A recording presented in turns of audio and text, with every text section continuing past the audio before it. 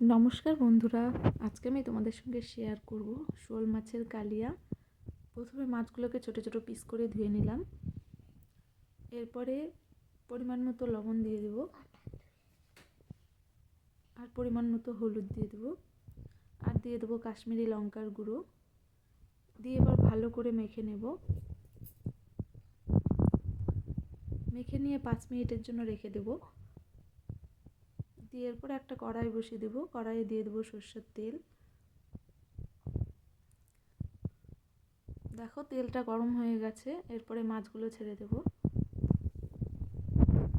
মাছগুলো একটু ভালো করে ভাজবো, খুব নরম করে ভাজবো না, একটু কড়া করে ভাজবো, তাহলে কালিয়াটা খুব টেস্ট লাগবে খেতে। এরপরে মাছগুলো তুলে নেব। দেখো মাছটা ভাজা হয়ে গেছে।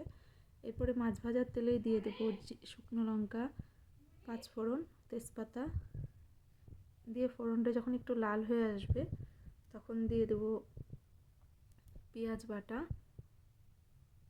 পেঁয়াজ বাটা দিয়ে দেওয়ার পরে পেঁয়াজটা ভালো করে ভেজে নেব, নাহলে পেঁয়াজের যে একটা কাঁচা গন্ধ থাকে সেই গন্ধটা কিন্তু একদমই বাজে লাগবে। এরপরে দিয়ে দিলাম পরিমাণ মতো হলুদ, লবণ, দিয়ে দেবো টমেটো বাটা। টমেটো বাটা দেওয়ার পরে আবার কিছুক্ষণ ভেজে নেব টমেটোটা।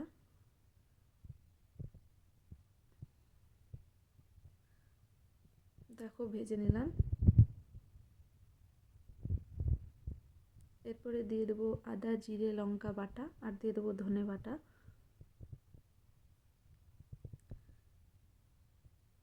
আর দিয়ে দেবো লঙ্কা বাটা। আমি এখানে শুকনো লঙ্কা বাটা দিলাম। এরপরে মশলাটা ভালো করে কষে নেব। মশলা কষে নেওয়ার পরে তারপরে এবার ভেজে রাখা মাছ দিয়ে দেব, দিয়ে আবার কিছুক্ষণ কষে নেব। তোমরা চাইলে পরেও দিতে পারো, আমি আগেই দিলাম। দিয়ে মশলার সঙ্গে মাছটাকে কষালাম। দেখো কষানো হয়ে গেছে।